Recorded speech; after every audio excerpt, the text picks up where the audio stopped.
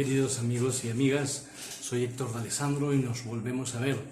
Habíamos quedado en las últimas sesiones, ustedes irían marcando en amarillo, siguiendo el sistema que se les indicaba de remarcar sujeto, verbo y predicado, elementos centrales de la oración, y había quedado bien comprendido que cuando estos elementos centrales de cualquier frase o oración están en desorden, esto dificulta la capacidad de comprensión lectora, ¿ok?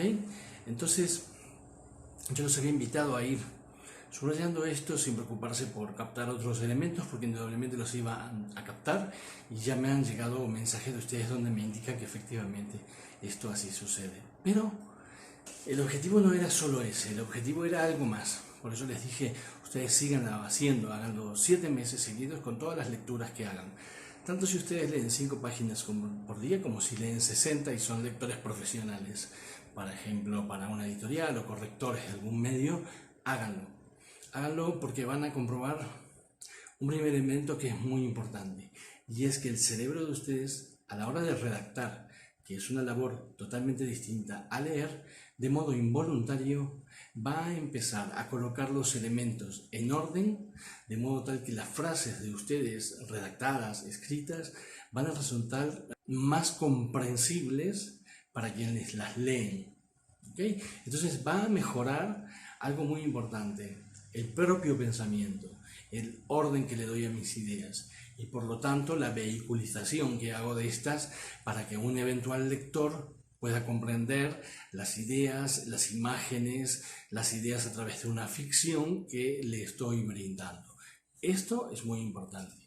También se va a producir, y en muchos casos ya he visto que se ha producido, un efecto muy importante, y es que van a ver al abrir las páginas y luego cuando no estén leyendo y quizás estén soñando por la noche o imaginándose que están leyendo en algún momento del día, van a ver una constelación de puntos amarillos rectangulares que es todos esos elementos subrayados. De modo tal que cuando abran una página de cualquier libro que no está subrayada por ustedes, inmediatamente el ojo va a ir a buscar esos elementos y va a empezar a ver esa constelación de puntos subrayados de color amarillo, en este caso, para que afecte al ojo. Los dos ojos que más afectan al nervio óptico son el color amarillo y el color naranja. Por ese motivo, los chalecos de la policía de tránsito en las carreteras es de ese color.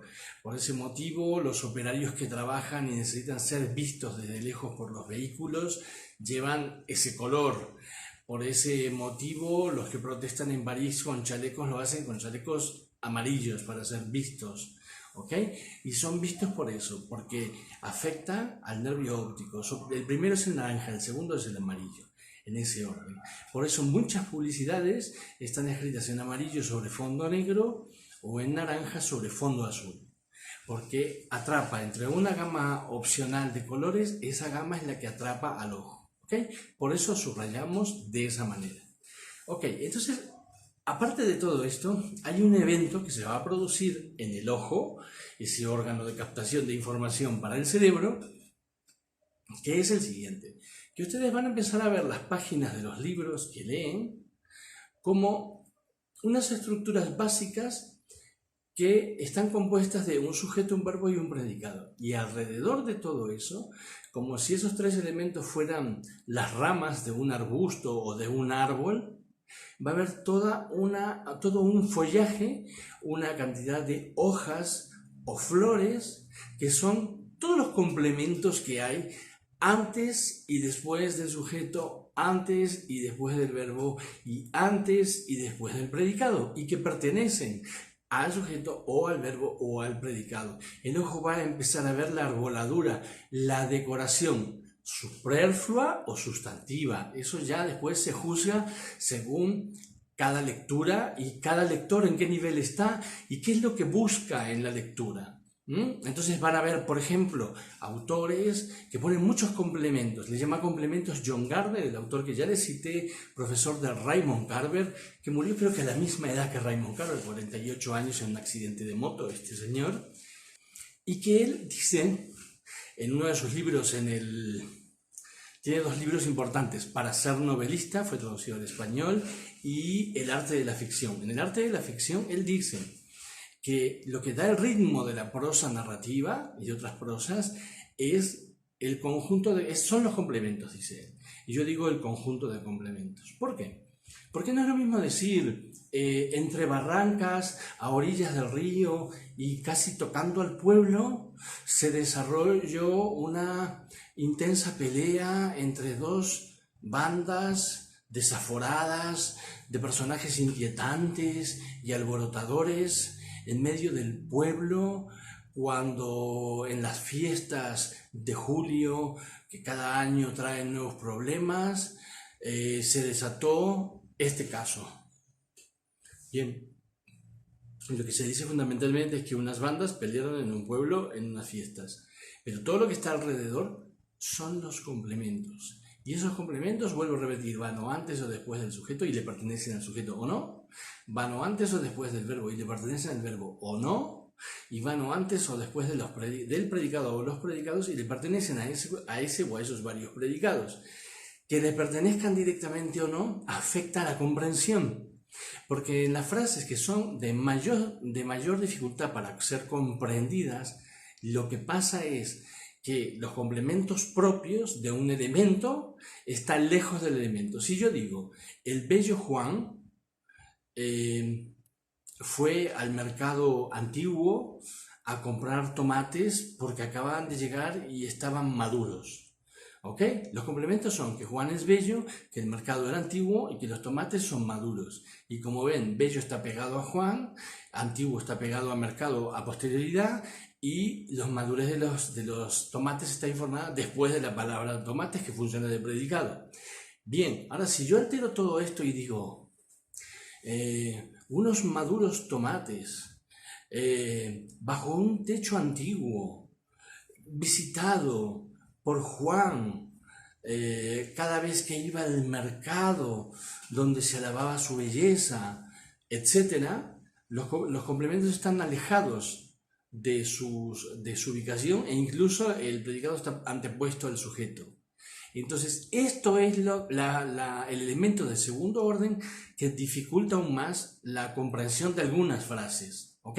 Que no están construidas así porque los autores no sepan construir frases, están construidas así por motivos de belleza, muchas veces decorativa, lo cual no lo digo en términos menospreciativos, sino es decorativo. Puede resultar muy bello para algunos lectores que tienen el objetivo de encontrar lo bello en la escritura. Y el segundo, este es el segundo, y el primero es que los tres elementos básicos están alterados en su orden. Entonces va en grados. Primero, si los elementos básicos están alterados en su orden, ya empieza a dificultarse la comprensión. Segundo, si los complementos que acompañan a los elementos básicos están alterados en su posición natural, pegados o antes o después del componente, van a dificultar un poco más la comprensión.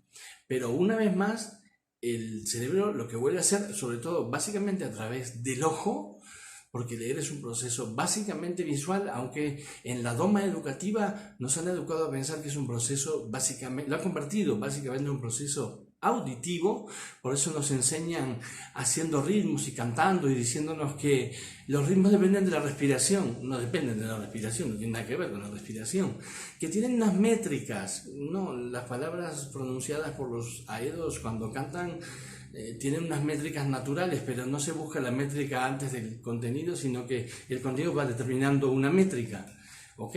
Entonces, un proceso que básicamente es auditivo como es la lectura, cuando nosotros tenemos que escribir, debemos reconvertirlo en un proceso que básicamente es visual. Y es visual hasta este punto. Aconseja Friedrich Nietzsche, que dijo muchas cosas importantes, y también sobre la lectura dijo algo muy importante. Él recomendó la lectura lenta. Y la lectura lenta básicamente, ¿qué es? Incluso en las palabras que utiliza Nietzsche a continuación para describirla, es dar tiempo al cerebro a que a partir de las palabras leídas cree imágenes internas. Solo así va a convertir esa experiencia de lectura y de tomar conocimiento de las historias o los argumentos de unos pensadores o de unos personajes, las va a convertir en una experiencia visual interna y la podrá integrar al patrimonio personal de conocimientos, la podrá convertir en un elemento más de ese continuo aprender a aprender. Bien, aquí lo dejo. Sigan leyendo de este modo que es bien instructivo y ahora se dan cuenta que partimos de que el hecho de concentrarse o focalizarse en unos elementos no nos iba a hacer perder de vista elementos en los cuales ya nos centrábamos, como por ejemplo el tema de que trata un libro. Bien, pero ahora nos encontramos con la sorpresa de que cambiando el foco de atención, no solo no dejamos de retener los elementos en los que nos focalizábamos antes, sino que empezamos a focalizarnos en otros nuevos. Nos estamos viendo.